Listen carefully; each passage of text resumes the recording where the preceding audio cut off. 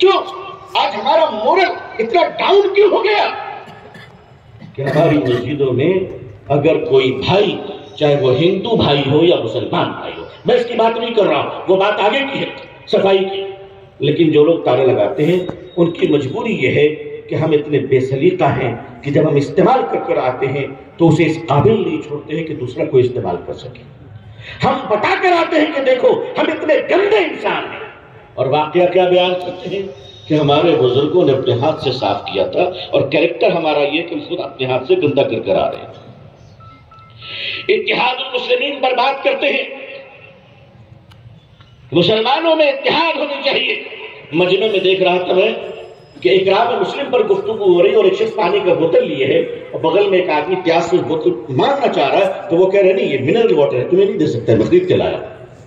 بات اقرام مسلم کی ہو رہی ہے، بات اتحاد مسلم کی ہو رہی ہے.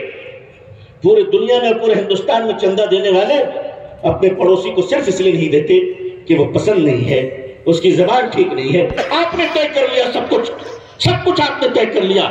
آپ کو پورے ہندوستان کی فکر کرنے کی ضرورت نہیں ہے. آپ اگر اعظم گڑھ کو پورا من بنا لیں انشاءاللہ، یہاں کے غریبوں کو اٹھائیں، یہاں کے دینی اداروں کو آپ مضبوط کریں، اور یہاں اگر آپ نے اسلامی معاشرہ اور صداقت کے اصولوں کو طے کر دیں تو انشاءاللہ چراغ تو چراغ ہوتے ہیں، جب روشن ہوتا ہے تو اس سے سینکڑوں چراغ اور بھی روشن ہو جاتے ہیں. عزیزان ملت، ہم لوٹ آئے اپنی صداقت کی طرف، حقیقت کی طرف.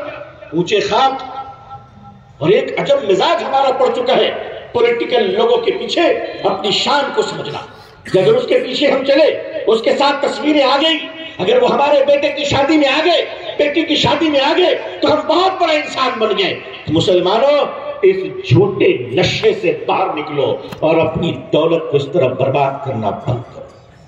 10 گاڑیاں لے کر گھومنا اور اپنی واہوائی دکھانا اور بندوقیں چلانا اور پڑوسیوں پر ظلم کرنا اور اپنے بھائیوں کو غلط مقدمات میں پھنسانا اور اپنی دولت کے بلبوتے پر غرور دکھانا اور اپنے اونچے مکانات کو بنا کر چھوٹے چھوٹے مکانات کو ذلیل کرنا، اگر ایسا کرو گے تو یاد رکھیے گا پھر اللہ تعالیٰ ایسے لوگوں کو آپ پر مسلط کرے گا جو رشوت کے نام پر روزانہ آپ سے لاکھوں روپے وصول لیا کرے گا. عزیزان ملت، ایک مسلمان دوسرے مسلمان کو نہیں بلکہ وہ کسی انسان کو دھوکہ نہیں دے سکتا. انشاءاللہ یہ ہمیں بتانا پڑے گا، یہ ہمیں عملاً ثابت کرنا پڑے گا. ایمانداری تو ہم اپنے اندر لے آئیں. اگر ہم اپنے جوتوں کو محفوظ نہیں رکھ سکتے، اگر واٹر کولر پر گلاس کو محفوظ نہیں رکھ سکتے، اگر زکوٰۃ کے 100 کمبل کو ایمانداری کے ساتھ نہیں بانٹ سکتے، اگر زکوٰۃ میں دی ہوئی ہزاروں ساڑیوں کو ایمانداری سے غریبوں میں نہیں بانٹ سکتے، تو سوچئے ایسے بےایمانوں کے ہاتھ میں اگر اس ملک کی حکومت آ گئی تو اس ملک کا بیڑا غرق ہو جائے گا. اللہ نے عزت کیوں نہیں دی؟ اللہ نے عزت کیوں نہیں دی؟ ریلیف کا سامان تک ہم ایمانداری سے نہیں بانٹتا تھا. ہمارا یہ حال ہو گیا، اتنا ہم نیچے گر گئے اور بات ہم بلند کرتے ہیں کہ ہم کہکشاں سے آگے ہیں، ہم تو شاہین ہیں، ہم تو پہاڑوں سے اوپر ہیں. اللہ کی رحمت ہمارے لیے بلا شبہ ہے، لیکن یاد رکھیے گا کہ وَأَنْتُمُ الْأَعْلَوْنَ إِن كُنتُم مُؤْمِنِينَ. اللہ تعالیٰ نے الیکشن جیتنے پر عزت کا وعدہ نہیں کیا ہے بلکہ مومن بننے پر اللہ نے عزت کا وعدہ فرمایا ہے. میں اپنی قوم کے لوگوں کو آواز دیتا ہوں کہ آئیے اور اس ملک کو اپنے کریکٹر اور بیہیویئر سے ہم دوبارہ جیت لیں انشاءاللہ. انشاءاللہ آپ یقین مانیے مسلمانوں کی زبان سے اس ملک کو بہت تکلیف ہے، بہت تکلیف ہے. دوسروں کی زبان کا ہم مقابلہ نہیں کر سکتے.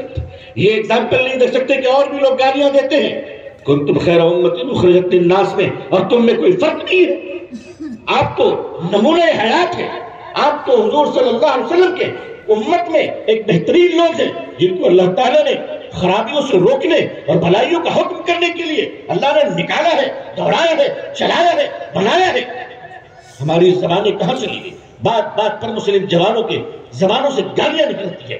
یہ دلی آپ چلے جائیں، پرانی دلی، وہ جامع مسجد ماشاءاللہ کیا شان ہوا کرتی تھی اس کی. ایک زمانہ تھا کہ شاہ ولی اللہ محدث دہلوی رحمۃ اللہ علیہ اس جامع مسجد کے صحن پر درس حدیث کیا کرتے تھے. شاہ عبد العزیز پڑھایا کرتے تھے. بڑے بڑے محدثین ہوا کرتے تھے. لیکن آج ہمارا زوال یہ ہے کہ انہی مسجدوں میں ننگی لڑکیاں ماڈلنگ کرتے ہوئے اپنی سیلفیاں دے رہی ہیں. آپ کو حکومت نے مجبور کیا یہ گندگی کرنے پر. گندے ہم خود بن چکے ہیں. عزیزان ملت، آج اسی پرانی دلی جامع مسجد کے علاقوں میں جائیے. میری قوم کے لوگوں، دلی والوں، تمہیں بھی سوچنا چاہیے کہ جس جگہ پہ بڑے بڑے محدثین نے تمہیں درس حدیث دیے تھے، آج وہاں 6-6 سال کے بچے بازاروں میں بیٹھ کر کچی کچی گالیاں دے رہے ہیں. یہ مسلمانوں کا کریکٹر، یہ مسلمانوں کی زبان، یہ مسلمانوں کا بیہیویئر. اور ہم کہتے ہیں ہمیں عظمت کیوں نہیں ملتی، ہم کہتے ہیں ہمیں عزت کیوں نہیں ملتی. میرے بھائیوں، عزت و عظمت کے تم خود دشمن بن چکے ہو. کوئی تمہارا دشمن نہیں ہے. یہ کتنے دشمن نظر آ رہے ہیں. مجھے تو لگتا ہے یہ دوا لگا کر بینڈیج کر رہے ہیں بیچارے. دشمنی تو ہم نے خود کر رکھی ہے اپنے ساتھ، اپنے آپ کو زخمی کر رکھا ہے. ہم اپنی عظمت رفتہ کو واپس کیوں نہیں لا سکتے؟ تعلیم ادارے قائم کیجئے، لیکن یاد رکھیے گا تعلیم اداروں کے تعلق سے کہ جو علم آپ کو اپنے مالک کی پہچان نہ دے وہ علم نہیں ہے، بلکہ وہی علم ہرجائی ہے. جس علم سے اگر آپ انجینئرنگ کے راستے سے اپنے اللہ کو پہچانتے ہیں، سائنس کے راستوں سے اللہ کو پہچانتے ہیں، میڈیکل سائنس کے راستوں سے اللہ کو پہچانتے ہیں، تو میں آپ کو خوشخبری دیتا ہوں کہ یہ علم بھی آپ کے لیے اللہ کی قربت کا ذریعہ بنے گا انشاءاللہ. یہ علم بھی اللہ کی رحمت کا ذریعہ بنے گا انشاءاللہ. اپنی بیٹیوں پر توجہ دیجیے. آج مسلمانوں کی بیٹیاں کئی لاکھ مرتد ہو گئی، نعوذ باللہ. ہاں یہ سچ ہے، مگر اس سچائی کی وجہ کیا ہے؟ اس سچائی کی وجہ یہ ہے کہ پچھلے 70 سالوں میں ہم نے اپنے بیٹوں کے لیے گلی گلی مدرسہ کھولا اور اپنی بیٹیوں کے پڑھنے کا کوئی ادارہ نہیں کھولا. ہم تو سمجھتے تھے بیٹیوں کو پڑھانا حرام، نعوذ باللہ. حضرت ام سلمہ کیا پڑھی لکھی نہیں تھی؟ کیا اسلام میں ہماری بیٹیوں نے کارنامے انجام نہیں دیے؟ لیکن جب یہی بیٹیاں حالت مجبوری میں، مجبوری کیا ہے؟ اگر آپ 10 پاس نہیں ہیں تو آپ کا جو پاسپورٹ بنے گا وہ امیگریشن چیک ناٹ ریکوائرڈ ہوگا. آپ پڑھے لکھے نہیں کہلائیں گے. تو اب مجبوری ہو گئی میٹرک کرنا. تو ہماری بیٹیاں کہاں جائیں گی؟ ہمارے پاس تو انسٹیٹیوشن ہے نہیں. ہمارے پاس تو کباب کی دکان ہے، پراٹھے کی دکان ہے، بریانی کی دکان ہے، کٹیا کی دکان ہے، چائے کی دکان ہے. بہت زیادہ لے لیجیے گا تو ڈیکوریشن کی دکانیں ہیں. یا پھر ہمارے حکیم صاحب بیٹھے ہوئے گولی لے کر، آپ سمجھ سکتے کس چیز کی ہے. ہمارا کام ہی اتنا رہ گیا، ادھر کباب کھانا، ادھر سے گولیاں خریدنا. بس اسی دونوں کے درمیان ہم رہ گئے. تو ہماری بیٹیاں پڑھنے کہاں جائیں گی؟ ہماری بیٹیاں ان کے اداروں میں گئی جن کے اداروں میں پڑھایا جاتا ہے، سر کو ڈھانکنے کی اجازت نہیں دی جاتی ہے. یہ ان کا نظام ہے. مسلمان بچیاں وہاں سے ارتداد کی طرف جا رہی ہیں. آپ نے اس پر غور کیا؟ ہمارے اپنے ادارے کیوں نہیں بنے؟ کس نے ہمیں منع کیا تھا؟ چلو جب جگہ تب سویرا. مسلمانوں اپنی بیٹیوں کی حفاظت کرو، اپنی بیٹیوں کی عزت کرو اور بیٹیوں کو وہ تعلیم دو. کیونکہ آپ کی بیٹیاں، آج ہم نے 70 سالوں سے اس ملک میں عظیم مائیں پیدا کرنا بند کر دیے.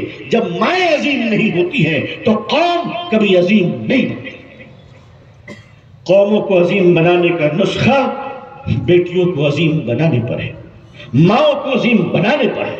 جب مائیں تہجد گزار ہوتی ہیں تو گود میں پرورش پانے والا بچہ وقت کا خواجہ نظام الدین ہوتا ہے، وقت کا خواجہ معین الدین ہوتا ہے، وقت کا بابا فرید الدین ہوتا ہے.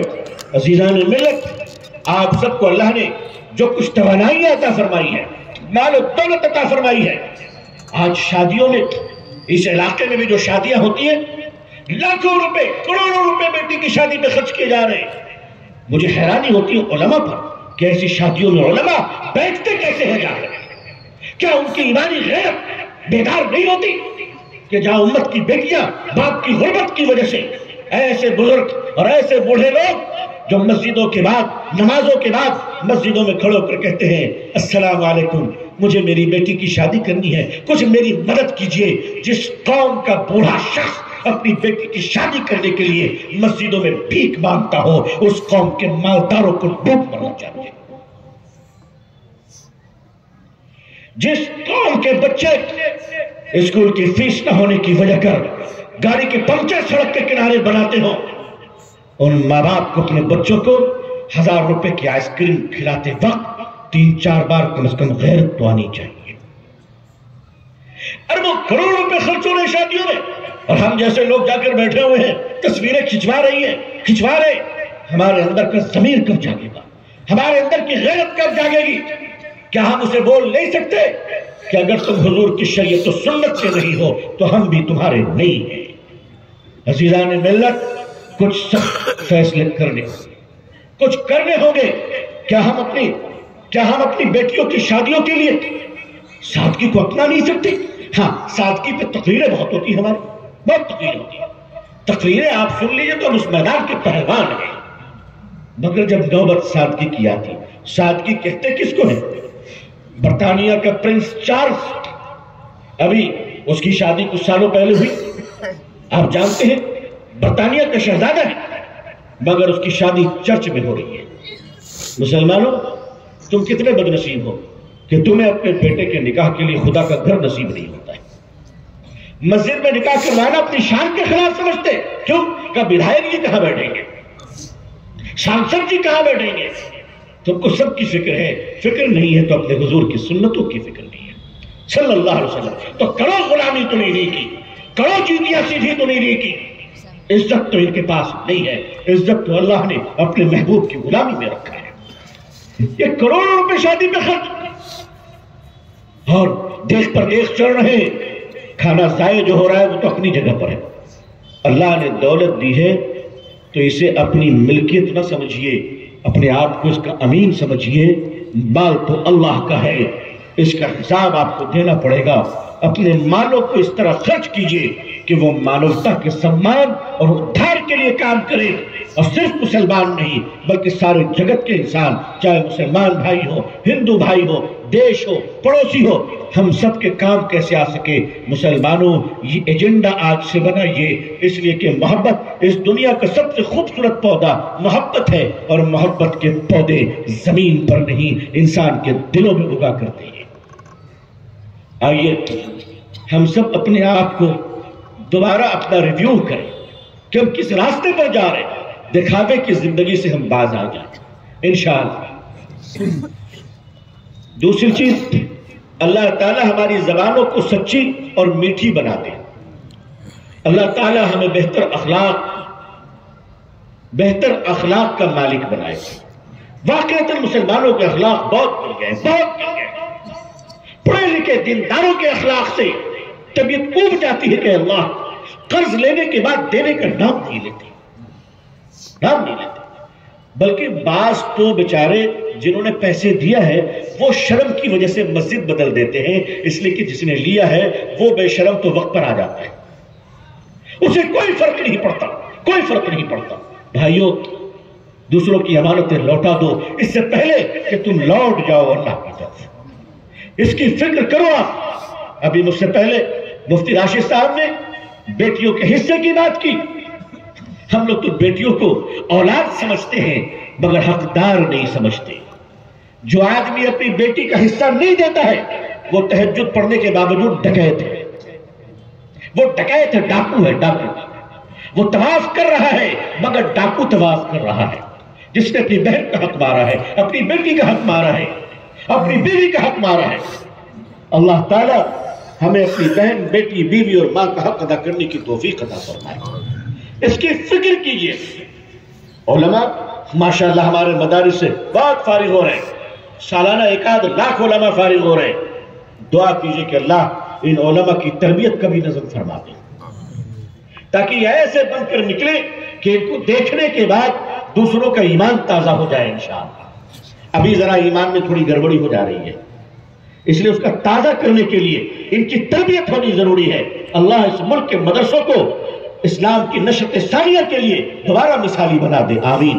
اللہ اس ملک میں اہل اللہ اور اکابرین اور اللہ تعالیٰ ان کے صدقے ہم جیسے گنہگاروں کے بھی ایمان، جان، مال، عزت، آبرو کی حفاظت فرمائے۔ اللہ بیت العلوم، مدرسہ اسلامیہ عربیہ بیت العلوم اور ان جیسے تمام مدرسوں میں کہ جہاں اللہ کا نام زندہ کیا جاتا ہے، طلبہ کی تربیت دی جاتی ہے، اور اللہ کے سامنے رونے کا مزاج بنایا جاتا ہے۔ اللہ ان تمام اداروں کو محفوظ و مامون رکھے، اور اللہ تعالیٰ ہم سب کو اپنی یاد اور معرفت نصیب فرمائے، اپنی رضا نصیب فرمائے، آمین یا رب العالمین۔ اللہ سے دعا ہے کہ اللہ تعالیٰ اس ملک میں اور پوری دنیا میں ہم سب کو اسلام کی عزت دیکھنا نصیب فرمائے۔ اقوام عالم اور اہل ہندوستان کے دلوں میں اللہ اسلام کی محبت، عظمت اور مسلمانوں کی عزت اللہ قائم و دائم فرمائے، آمین یا رب العالمین۔